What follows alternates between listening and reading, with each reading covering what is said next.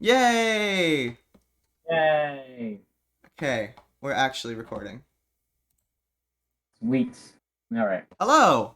Uh, Hello, everyone. Welcome to Flare CSS tutorial Beyond BB Code, the SAHCon Panel of 2022.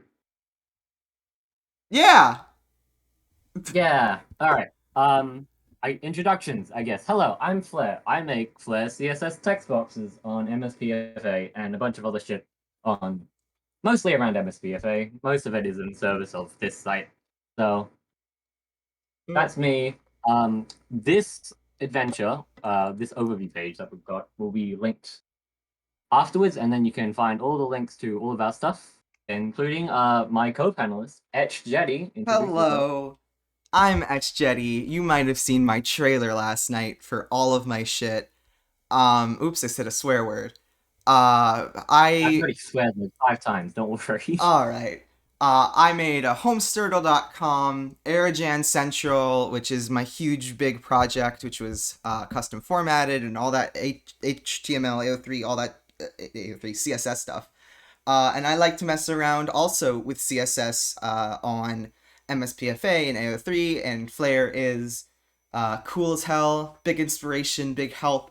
Got me into this little hobby question mark question mark question mark of making cool shit in the Homestuck with the CSS and the HTMLs. And if you want to see my stuff, either go to aerojancentral.com/SAHCon or etchsteady.github.io as linked on the thing. And you'll be able to find links to my stuff. Follow me on Twitter, subscribe to my YouTube, donate to me on my Patreon that got deleted because I didn't do anything with it. So you actually can't do that. But yeah, let's just jump right into it. Yeah. All right. Here's a quick overview of what we're going to be covering. What the fuck is HTML? CSS beginners, CSS intermediate, and then we'll make a small text box, and then we'll put it into MSPFA, and then we'll do a Q&A. That's our schedule for today. Hopefully we get through it quick enough. Mm-hmm. I'll be monitoring um, the chat on the chat Perfect. on All my right, I phone. was gonna do that. My attention Question would for be later: split. what Yeah. exactly does float do? Boy, I'm sure excited to figure that We'll out. get to that. Float. Oh God, float. Never mind. We'll get to that, Gibbous. Don't worry.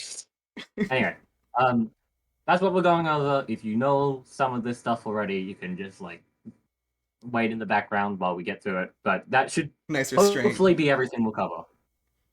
All right. Uh, Also, um, I should say Mozilla Docs. Everything that we're going to talk about, you can find on here. We're basically just what's the word? Like we're Converting. plagiarizing this a little bit. Yes. Taken some things with it, but like anything you need to know, it'll go into way more detail and probably explain it way better than we can. So,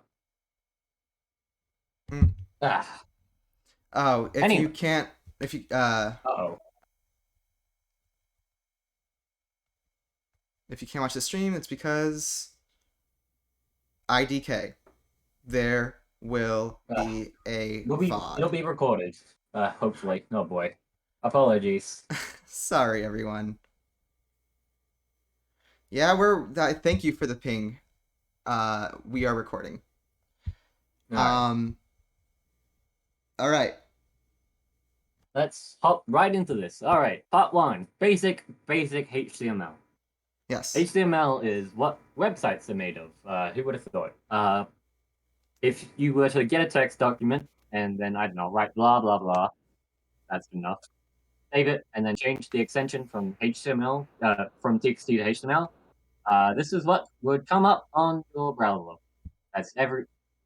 That's how this works. Is like websites are documents technically.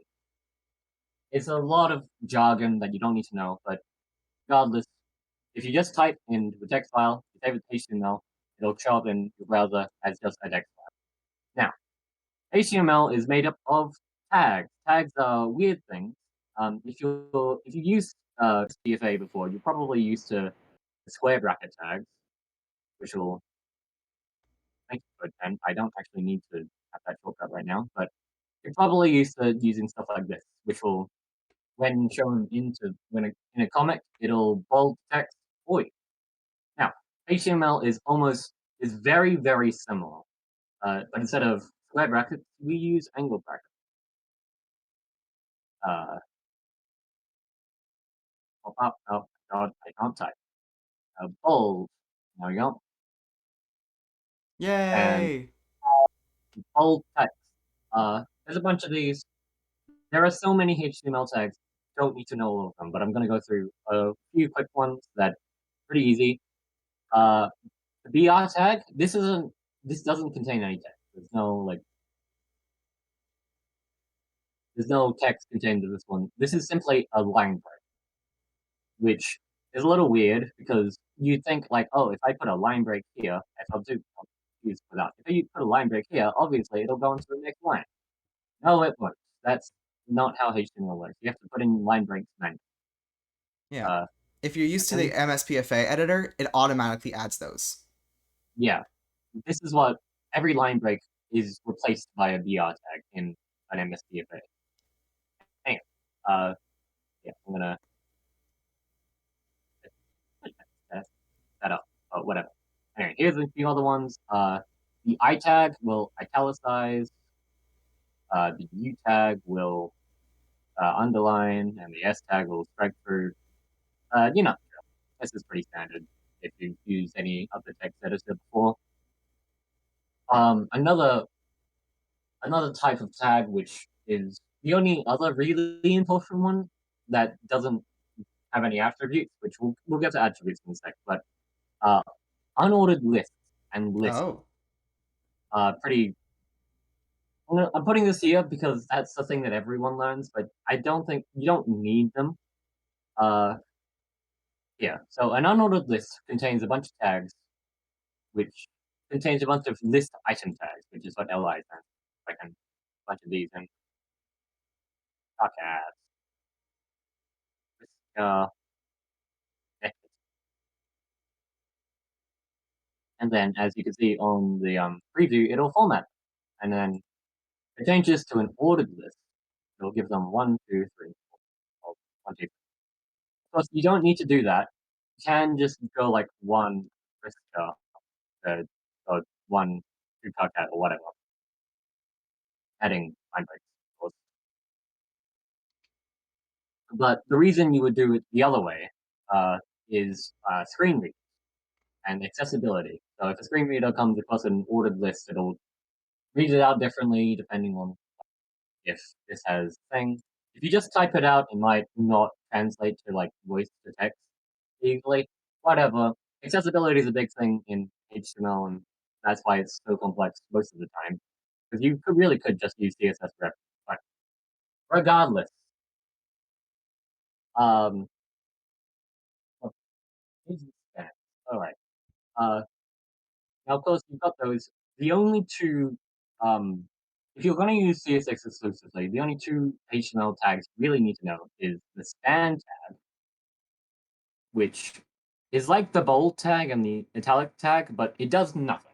It does absolutely nothing, which is great because we can make it do anything. And also the div tag, which is a divider. I'm not sure if that's what it stands for, but It's I a call good it a divider question. I don't instead. know either. It's just anyway. Dividers are like they're like little boxes. We'll get into more about the difference between inline tags and block tags, but this is a block tag. A div is a block tag, as well as I think P's are block tags. This is a paragraph tag, which is this. It's the same. Um, what's it called? Anatomy as a div tag, but we'll get into that later. And okay, those are two you need to know. Now, tags can have attributes. Again, we're going really basic. I apologize for anyone who knows all this stuff already. Let's say we have a span tag, and I don't know, we'll say this is span. We can give this span if I go in between the opening, the opening tag indicator. I can give it a class of a temp class. Now, these are important for CSS, because giving things classes is how you'll know what to target, basically. If how CSS works is you have to target everything with, like, I could target the class of temp and give everything the color red or something.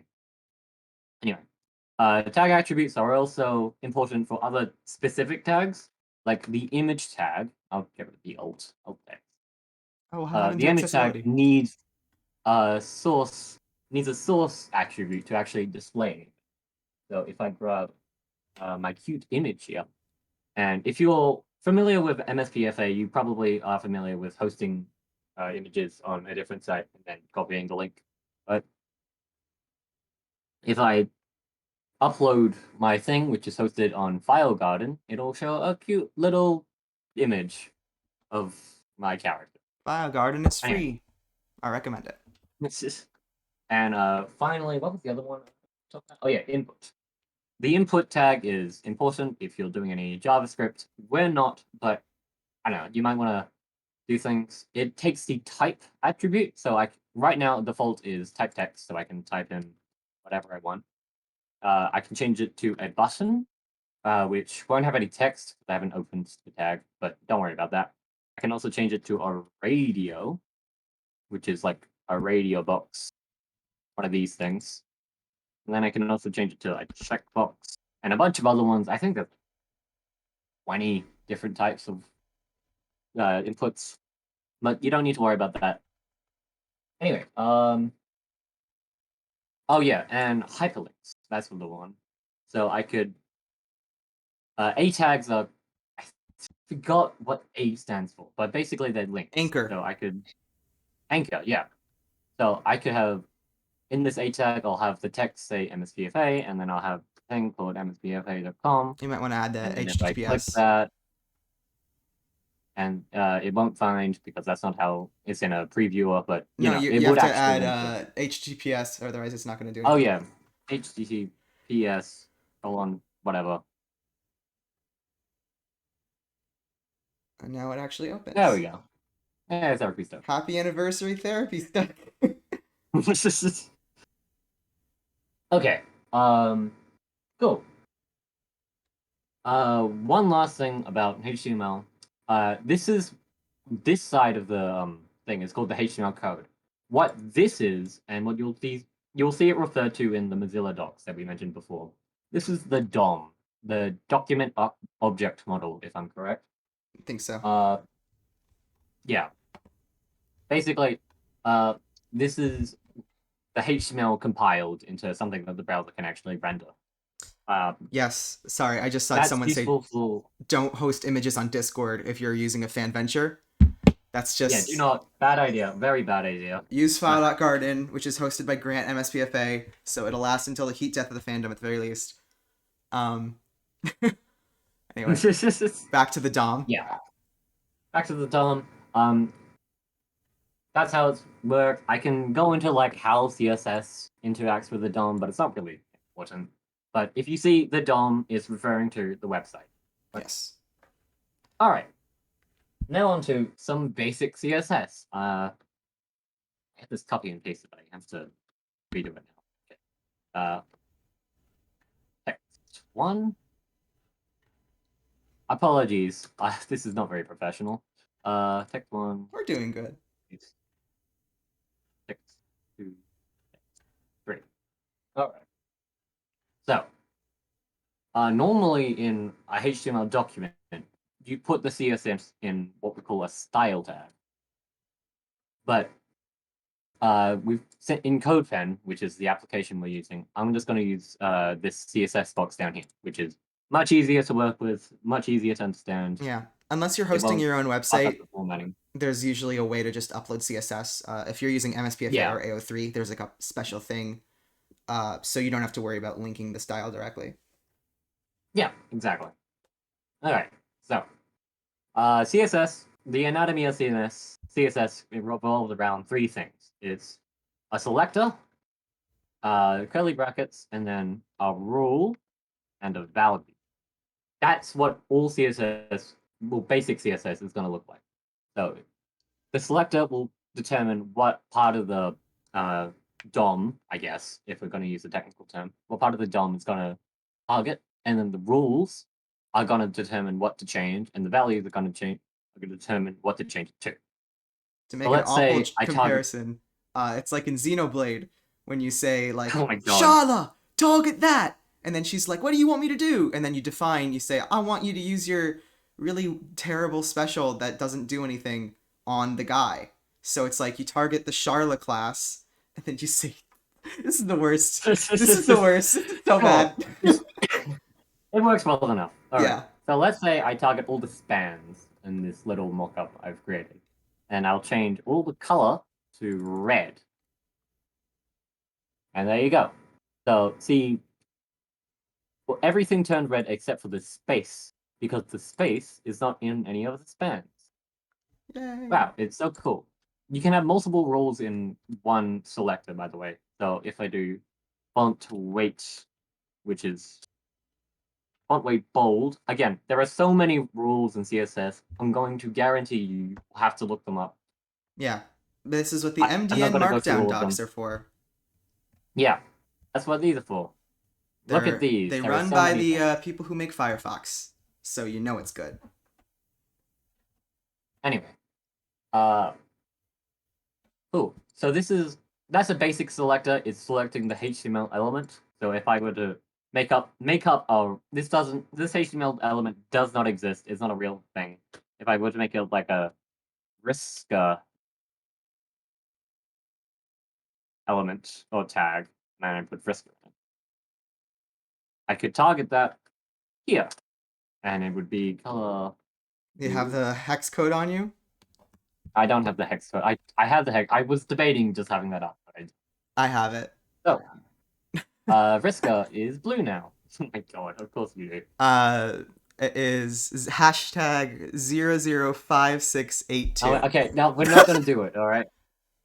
Okay, so now here's where the classes and stuff come in. So if I give this text one a class of, I don't know, okay, I've got Helm stuck on the mind. I apologize. So to target a class, you gotta start it with a period, and then you can do cockats,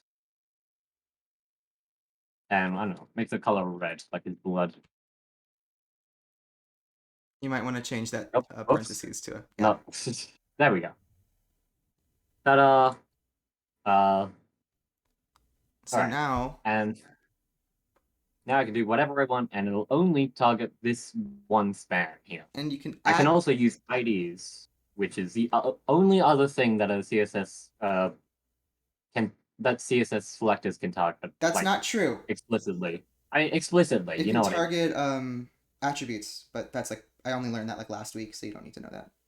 Yeah, but the attribute, it's not explicitly. You have to like use square Yeah. brackets or whatever. But Yeah, it's anyway, weird. Yeah. Riska.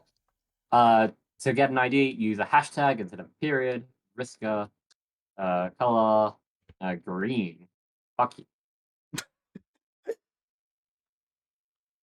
All right, there you go. Basic CSS selector, basic rules, basic values. All right, I'm gonna go over CSS, how CSS deals with conflicts. This isn't really important if you make your CSS well, but it's good for debugging and stuff. So, first order of business is inheritance. So if I put in text 3, that's a span, and then if I put another span inside the span, text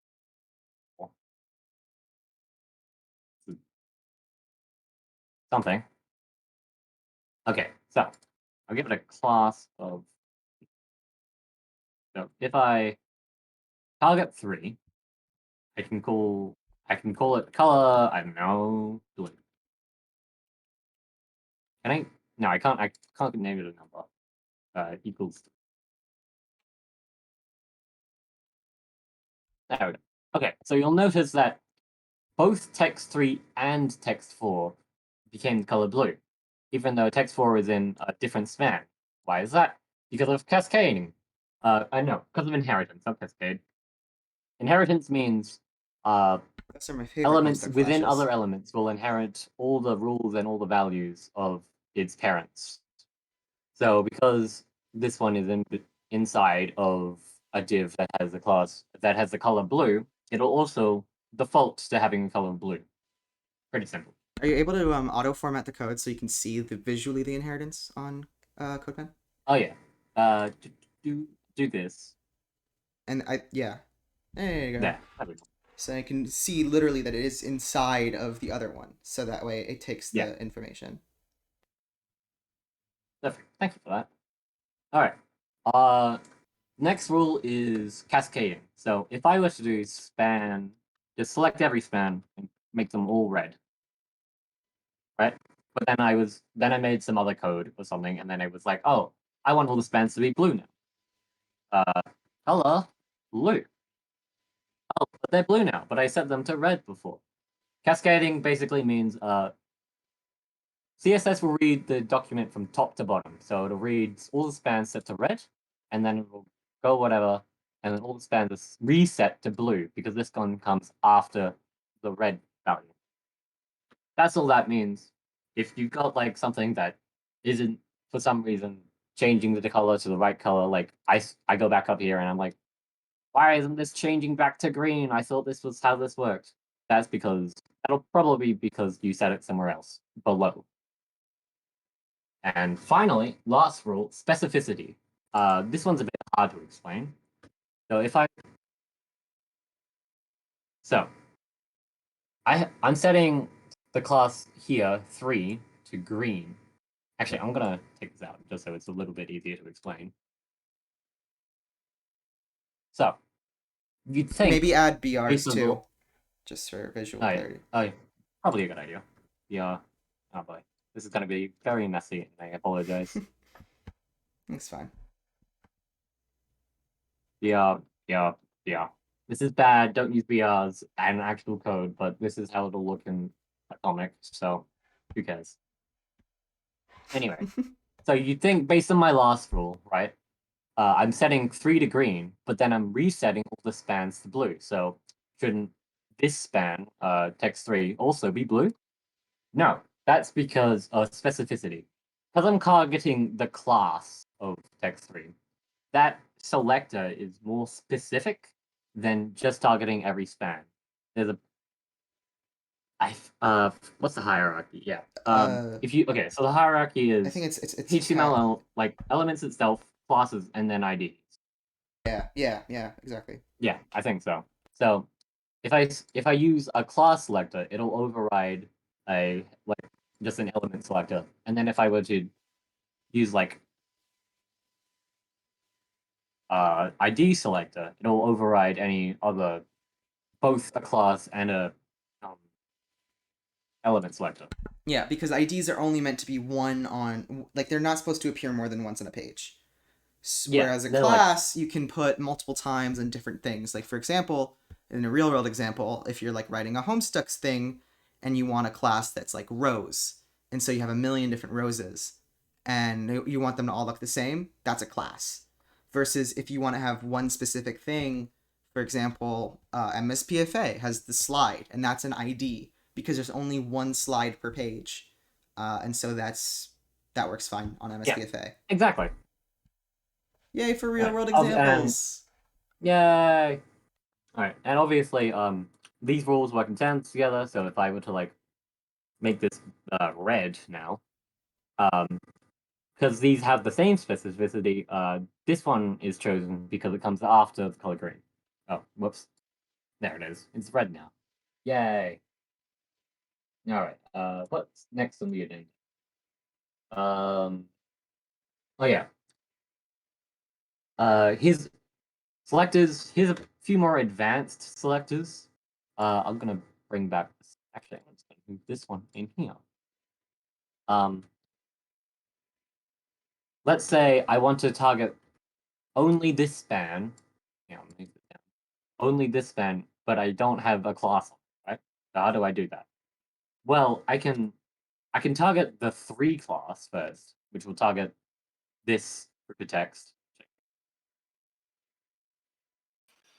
Just so they're different heights. And then I can write a span, which will target first the 3 class, and then any child that is a span as well. So if I color red, it'll only change text 2, because that's a span within the 3 class. This will also work if it's like, I put this in a p tag, and then put a span in there. It'll also target this one, because it's a child of this one. Now, let's say I want only this span, and not this span within this p as well. Now, I could do the long thing, where I target the class, and then the p, and then the span, and then reset the color back to black. But that's a bit long and complicated, right? So instead, I can use a closing angled bracket, and that'll only target direct childs of the 3 class. So because this span is within another tag, it won't get targeted. But the p is a direct child, not the span. But this span is a direct child. So that's why that happened. Another selector you can use is the plus selector. Let's say I want to target this p tag, but only if it comes after a span tag. Let's say I'll do another p tag.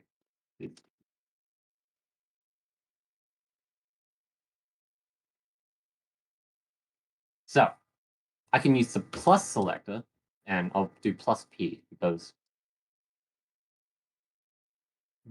that's how that works. Sorry. P tag.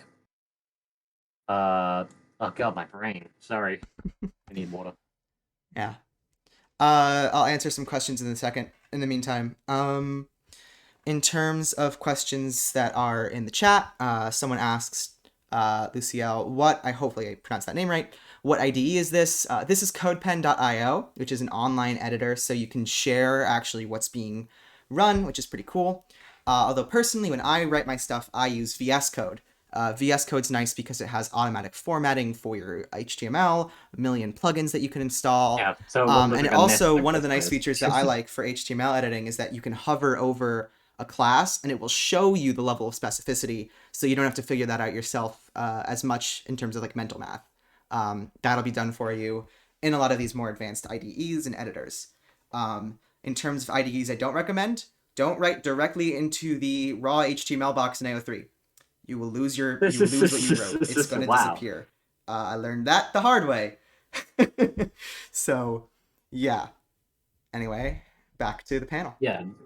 Generally, don't just put straight HTML. Don't write HTML into websites. Use an editor and then copy and paste it into a website. Probably your best bet. Yeah, exactly. Anyway, last thing about a basic is pseudo classes. Pseudo classes are classes that are only appear when certain actions happen. I'm not sure if I'm explaining that right, but let's say I have a selector called span, and then I add a pseudo class with a colon, and I make the pseudo class hover. Now, if I set the color to red, the color red will only happen if I hover over a span. Oh, actually, this whole thing's a span, which is why this is inheritance, right? Because I've surrounded this whole thing in a span, when I hover over one, it'll automatically hover over all the other ones. Anyway. Oh god. Give me a sec. We'll do another question in the meantime. I feel like I'm reading donations at AGDQ. Lilac asks why Discord image hosting is not good. While this isn't directly related to this topic of the panel, Discord is what is called in the industry not an image host. It's not designed for that. It's designed to send images back and forth and not to host them permanently. Discord, if the server that you host the image in gets deleted, it's gone. If the chat room, if the channel gets deleted, it's gone. If the what's it called, account gets banned, it's gone. And there are MSPFAs who have had like come into the help channels on MSPFA Discord. By the way, plug in the help channels in the MSPFA Discord. If you want to learn more, go to the MSPFA.com, join the Discord, and there are channels designed for learning this stuff. And we will be there to help. and people are there to teach you and to learn about JavaScript too, which is not in this panel. But like we'll help you with CSS, we'll help you with your adventure specifically. It's what we like doing. It's a hobby. It's fun. Yeah. But yeah, Something to do. don't host on something that's not an image host because it will vanish, and you'll be very sad when you come back after a year and all of your adventures panels are gone because that happens too often, and we want to avoid that tragedy. Rest in peace, MSPFA forums. MSPA forums, I mean. Oh my god. Anyway. Anyway. I wasn't there for the MSPA forums. Yeah, me neither. Don't worry. I think I came in like 2016. Anyway, Yeah. that's not what this is about. All right. Anyway, as we said, other this, there's also the active class, which will only, instead of just hovering, I have to also like hold my left mouse button on it, and it'll turn red. Anyway, that pseudo classes. There's also before and after, but those are very complex. Don't need to worry about that.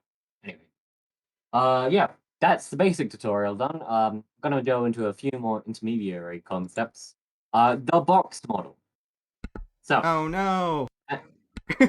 I mentioned before the only two elements you will really need to use are divs and spans, right? A div is what we or divider. Thank you, Gibbous. Dividers are have the default display block on, and spans will default to having display inline. So actually, I'll go back to here just so I can explain it a little better. Let's target the span. So I can change its color. I can give it like a background color of, I don't know, blue. But let's say I wanted to make this like taller or something. Now, because this is an inline element, which is basically it'll have display inline by default. This is the default styling that it'll have because this is span. If I were to like set a width to make it wider, it'll do nothing. If I make it like if I change the height, it'll do nothing, etc., etc. But if I made this a div, and then I change this like, give it a sec to. Have I said this right? Div. That's a div. div. That's a div. That's a div. Weird. Okay, I'll just go to this one. Anyway. The box model. The box model concerns how blocks interact with each other on the page. So you'll notice that there's this one giant box and then our box, which I've ID'd box model and the content inside of it, and then another box down below. So a box or a div has 4 parts. It has the content itself, it has the border around the content, it has the space in between the border and the content itself, which is called the padding down here. And then it'll also have the space in between the border and all the other boxes, which is called the margin over here. It might So be. I'm going to go through these one. Oh, just to show off that in the inspector, if that's later. oh yeah. Don't worry. Okay. I should not have doubted you. No, don't worry. All right. So I'm going to go through these one by one. Border is pretty easy, actually. So if I made this a solid border, you'll see, there you go. There's a solid black border. I can also, this border rule is a little bit weird. It's called a shortcut rule, which means I can put like a bunch of different values in it and automatically change based on it. So I can just like blue 10 pixels. That's 3 different values, but since they're all akin to a border, it'll change that. I can also just make it border width 10 pixels and do it all manually, but don't worry about that right now. Anyway, so border is pretty easy, self-explanatory. A border appears around the content. For Homestuck, you might like to use the dashed trait in order to create the Pesterlock shape. Yeah, this will be very thick, but don't worry about that. Next, padding. Padding's pretty easy. I can do 20 pixels. By the way, this is how you define pixel units, just px after a number. So I've colored the padding here purple just so that you can understand that the content itself is in the green box, but the padding around the content is purple. I'm going to actually change this just so it's easier to think.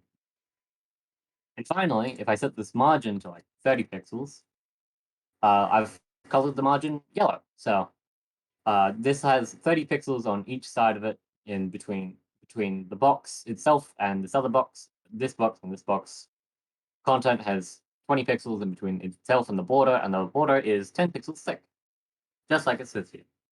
You can also set, you can set the horizontal and vertical values of both padding and margin individually. So let's say I wanted like 20 pixels in between the content and the border, but only 10 pixels on the side. So I could do 20 pixels here and then 10 pixels. It'll go vertical padding first and then horizontal padding, which is not a good convention, but it is a convention that we have. Same thing can be said with the margin. You have 30 pixels here, but I want like it to be more on the side. So there you go. This is 40 pixels and this is 30 pixels. Yada yada yada. Bing bang boom, done. Anyway, okay. That's the four parts of the box model made up. But here's where it gets a little bit tricky, where it relates to the width and the height of the box. So if I uncomment this, you can see the box shrinks now because it's obviously has a width of 200. Because it is a block element, it actually respects the width and the height attributes. I mean, not attributes, rules. I love terminology. Anyway. Too many prices and values. Interesting thing about setting the width, though, it doesn't set the width of the box. It only sets the width of the content. So this like green content box, which is actually what's being shown, that's 200 pixels. But the space that the element actually takes up is like 200 plus the 20 pixels from the padding, plus the 10 pixels from the border, plus the 30 pixels from the margin. So that's like 320 pixels accounting for both sides. Nice math. Same thing with height. If I set the height to 90 pixels, it'll be the content, the green box, the content will be 90 pixels. But the padding and the border and the margin will make it a lot taller in the actual the DOM. I don't like that's physically DOM. Yeah. Anyway, that's the box model. Congratulations, you've learned about the box model. It's useful for when you're using paddings and margins. If you're like trying to position like a face somewhere or something like that, or trying to like get text to go where you want it, this is very useful to know. Yes. Minor hack is that you can also set margins and stuff to negative. So if you want to move something over, yeah, you could do margin negative. Just about to talk about that, that, my god, we're on the same level. Exactly. All right. So if like I don't think there's negative padding, right? It's not. Yeah, padding can't be below 0. You can't have less than 0 space between the border and the content. But what you can do with margins is actually I'm gonna just do margin. This will only target the top margin. Oh my god! Stop pressing Y. So let's say margin top 10 pixels. That'll make that one 10 pixels. I can also make it 0 pixels, which will put it right up against the div. Or I can put it negative 10 pixels, which will move it above the div, which is kind of a weird. Don't use negative margins if you can avoid it, because they're kind of confusing. And they will mess with your head a lot, trust me. Mm-hmm. But you can do it. You can like make it go 50 pixels above where it should go. Anyway, that's negative. And last but not least, box sizing border box. This is useful if you're making like if you need pixel perfect measurements on the box itself. If I uncomment this, by the way, this rule only has this value, and that's about it. That's if you know this, you know the whole rule. You don't need to know anything else about it. But what this will do is instead of setting the green box, the content to 200 pixels, it'll send from this side of the border to this side of the border to 200 pixels, and from the top to the bottom to the height value. So instead of the width and the height referring to the content, it'll refer to the border itself. And then the padding and the content will just kind of be squished in.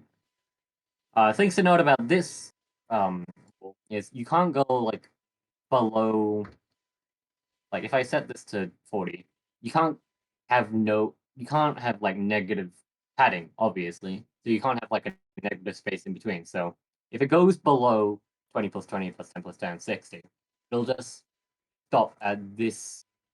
It'll be its minimum height. I'm not sure if I'm explaining this well. Hopefully you guys are getting it. Anyway, that's just a cool trick. Congratulations, you've learned the box model. Well done. I'm very proud of you. What's next on the agenda? Positioning. Oh yes. I didn't. Oh, I've already set up something. We've only got 10 minutes, so keep that in mind. Yeah, I know. Actually, you know what? We might not go through positioning if we've only got 10 minutes. Okay. Yeah, we don't need it. Positioning is good if you want to like make some HUDs or something, but you don't really need to know that if you're just making a comment. Yeah, all these code pens are Alright. going to be on the linked MSPFA. Yeah. Anyway, Should be in the description if you're watching this on YouTube.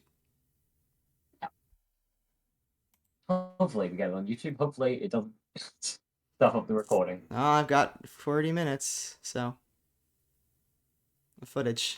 So, what's next on the overview? Oh yeah, making a pestachum box. I'm gonna make a quick one. I practiced this. Hopefully I can do this quickly. It's gonna be the same as the one in the. If you go to Flare CSS text boxes, shield, it'll be the first text box you see. So it's like got a yellow border, got a band on top. You'll see it as I make it. But anyway, first thing to do is get the actually grab a nah, don't worry. Use. I'll just actually I've got a web browser. What am I doing?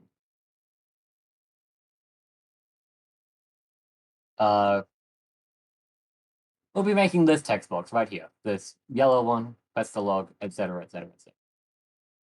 First thing to do is get the anatomy. So we can split this up into, first of all, the text box itself, so the big text box, and then we can say it's got a title div.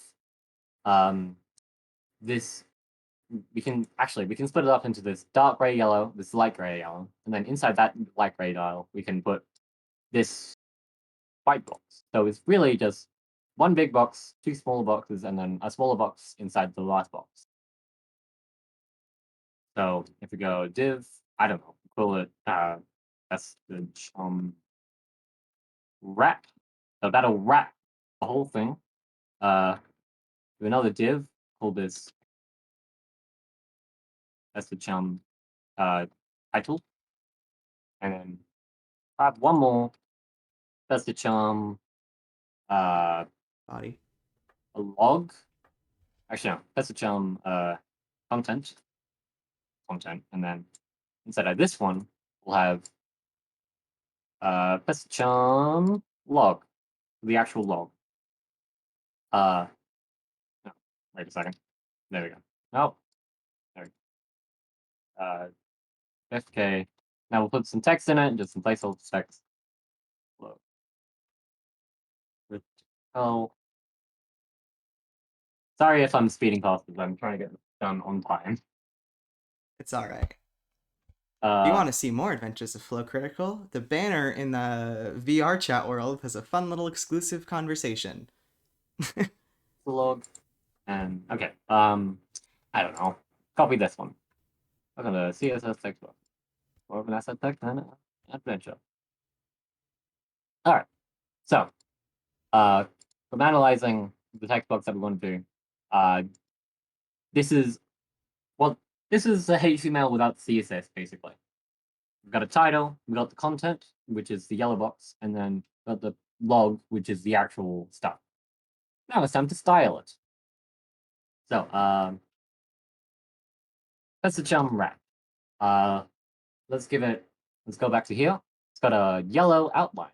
Actually, it's got a yellow border. a little bored. Are you gonna show the inspect to show off like that? You can just like look at the rules. Oh yeah, we can do that, can't we? Yeah. If you Control Shift I or just right click anywhere and inspect on any good browser, it'll show you how it's made up in the actual, like, this is the HTML of the actual page. So rather than having to reinvent the wheel, we can just see, oh, it's a Yeah. border that's 3 pixels, solid yellow. I can just copy and paste this. Oh, wrong one. No, uh-oh. Uh-oh, jeez. Oh, boy. Sure hope we didn't close that. There we go. Okay. And there we go. This is, if you've got a website here, this is what you'll mostly do. I'm going to just copy font family, just so I don't have to change it. Now, obviously, we need to bold it, because that's Homestuck bold. And we'll give inheritance, right? If I say text align center, it'll align everything to the center, but we don't want that. So instead of doing this for the wrap, we'll just only target the title. Let's jump the title. Text align center. Bada bing, bada boom. I'll also give this a background of just gold. I can't be bothered to find the hex code.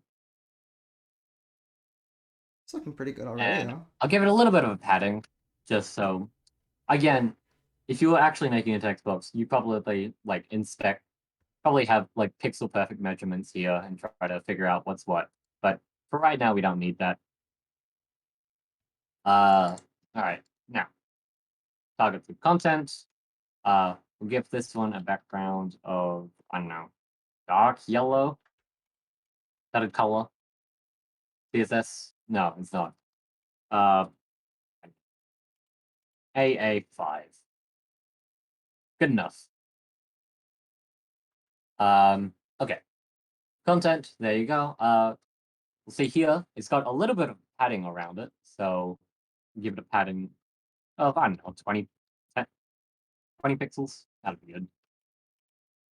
Actually, that's a bit too much. We'll go 10 pixels. There you go.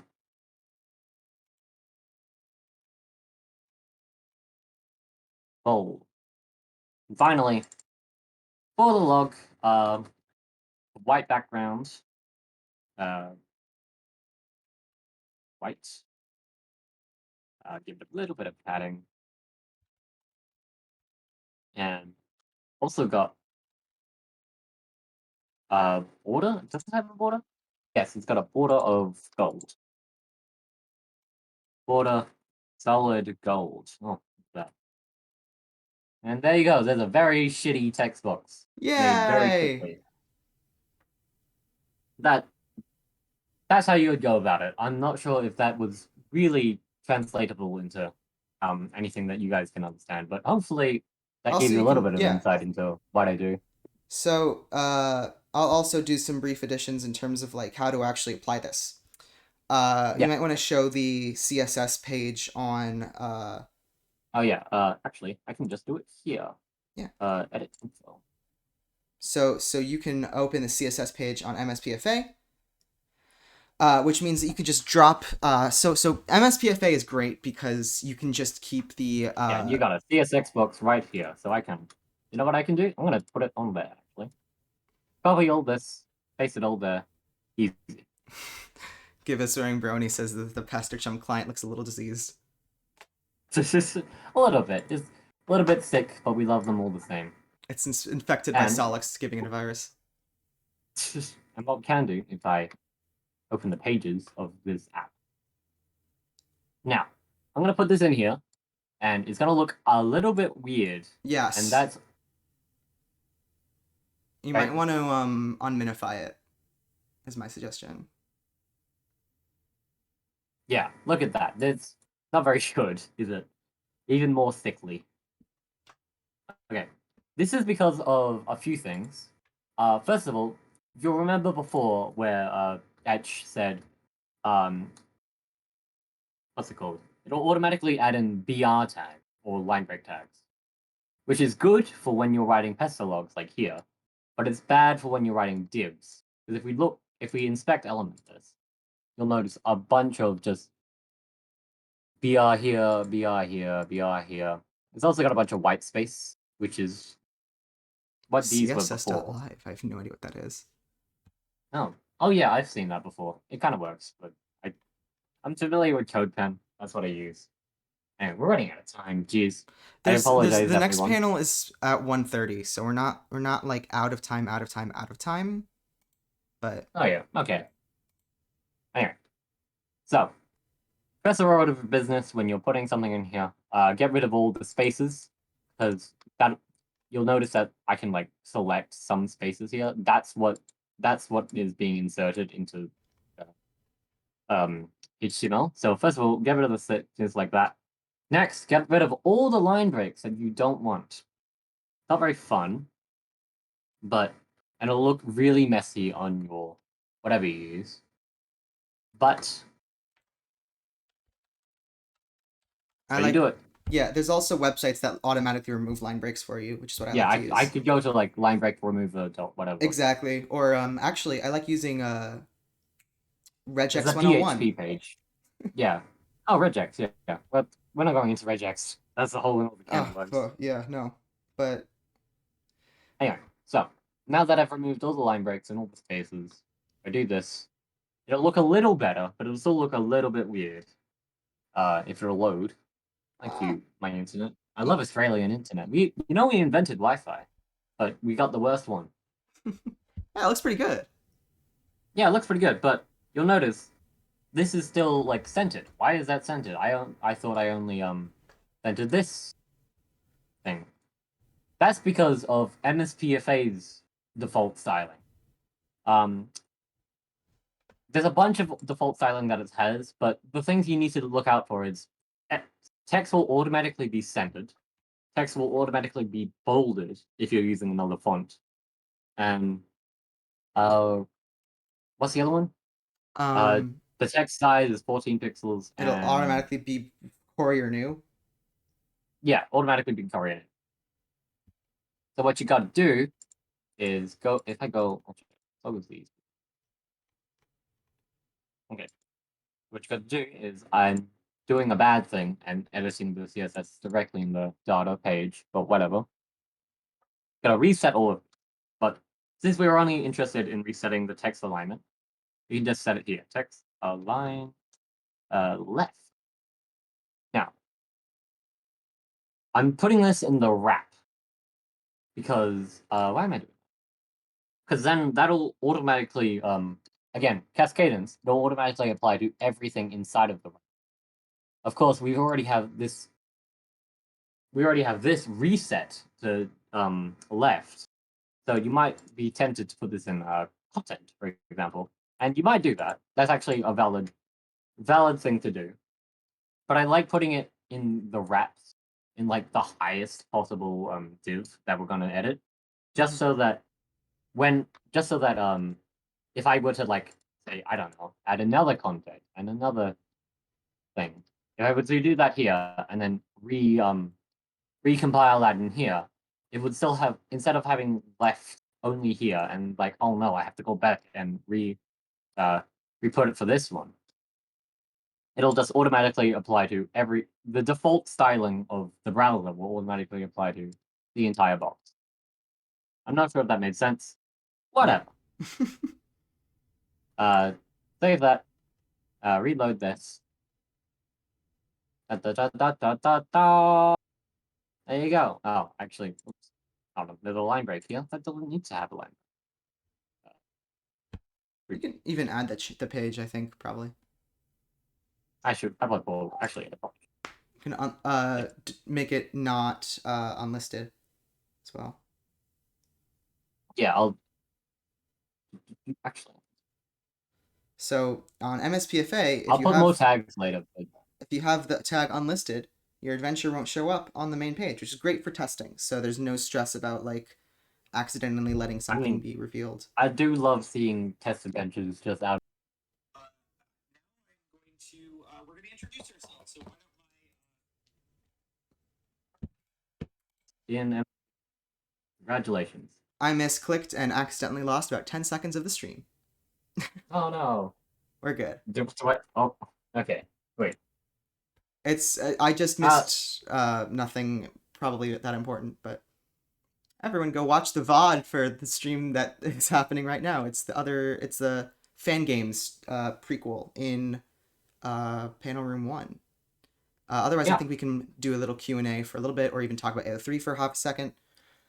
Yeah, if you want to talk about your experience with fucking Sure. AO3. I might want to even stream this onto the share. Oh yes. Let me see if I can do that. I'm gonna turn up my screen. Cool. New incognito window, so I don't have to. Okay. Share my screen. New tab, Google Chrome. Love it. Perfect. All right. Can y'all see? Yep. Incognito. Okay. Yeah, so we're just gonna check out archiveofourOwn.org. Let's make sure that I'm actually able to see my own stream, because right now, my recording is only showing my Discord, which is not the correct window. If we can't do it, don't worry. Yeah. No. It's just gonna switch it over so that I can actually record the Chrome. Hopefully this is the right one. Okay, cool. Y'all can see it? Is it visible? Yep. Cool. Yeah, so AO3 is pretty similar to MSPFA in the way that like it has its own little quirks and tendencies. It's important to know is that they are documented, most of them, in terms of the changes they make. Number one thing to know about AO3, inline styling. So there's an attribute called style that you can put on, where, for example, on MSPFA, what you could do was, hold on, I want to see if I can bring up a code pen to show actually something that could work. It doesn't matter. You could use style within it versus an MSPFA, versus an AO3. I mean, everything you do must be in a class, and the classes are all defined in a work skin. So what work skins are pretty cool is that they let you do everything within the box that your like chapter or like story is in. So like right here, I think is a pretty good example. The work skin for this one is it starts, as you can see right here. So I have ability to change everything that's within the work skin as highlighted. And then so down here, for example, in my, I have the div block, and block has a max width of 750, which means that it will shrink and it will grow, but it won't grow too much. So it'll still look like a pester log. So that works on phones. Margin left auto, margin right auto. So that means it will center itself. Background, this is just from Homestuck. Border, I just think that looks nice. And padding top, so that it'll look like that. And then within my div, I've got a bunch of P's, and within the P's, I've got spans. And so one of the things you'll notice about AO3 is it likes to put everything within a P, within a paragraph. And that's just a little quirk that it likes to do. My left headphone just stopped working. It's very annoying. I'll Deeply say annoying. that. And so you're going to have to, especially if you want to get like a lot more advanced with this kind of thing, just going to have to do stuff where you upload stuff and then watch it horribly mutate and then try and figure out where it went wrong. Not to say that you can't do cool stuff on AO3. Flare actually helped me with this one. This is a one chapter test. So it's one chapter, but check it out. Multiple pages. Hey, I think that's pretty cool. So you can don't do this. Don't do this. This was a mess. This was a nightmare. But this stuff right here, this is not that bad. It's just span block, div block, and then within it, span class rows, span class dirk, span class rows, span class dirk. And there are tools that you can have. I actually have a custom Python script that I use that someone actually wrote for me to help me format my fanfiction. to help do this. Flair actually also wrote one. It's kind of broken right now. Oh, yeah, But don't worry about it. Don't. We're not gonna show that, please. Okay, Oh, okay, okay. But there are tools basically to help you automatically generate the AO3 stuff. All you have to do is upload the work skin, and like I said, number one thing you got to do, please, please, please, for people reading your fix on phones, change the width to max width. That's the only change you got to do to your CSS, in my opinion, to make your stuff just look so much better. And so yeah, you can do stuff pretty easily on AO3 in terms of basic styling. Like this is just an emphasis. This is just a regular P. There's nothing here. And then in terms of like more advanced stuff, I think honestly the most advanced stuff in this fic is right here. I have Comic Sans, and so this is just showing how annoying AO3 is. Every single one of these is a different class, which is such a nightmare. You can see nth child 1, 2, 3, 4, 5, 6, 7, 8, 9, 10, 11, 12. The nth child fonts. It's just scary looking, and I don't like it, but you can see that's defined, and this is mostly just the regular work skin. Right here, it's just all of the SBHJs. Ignore the Warios. But yeah, so you can mix and match. Like here's a Radia talking in normal font, and everyone else and everything else.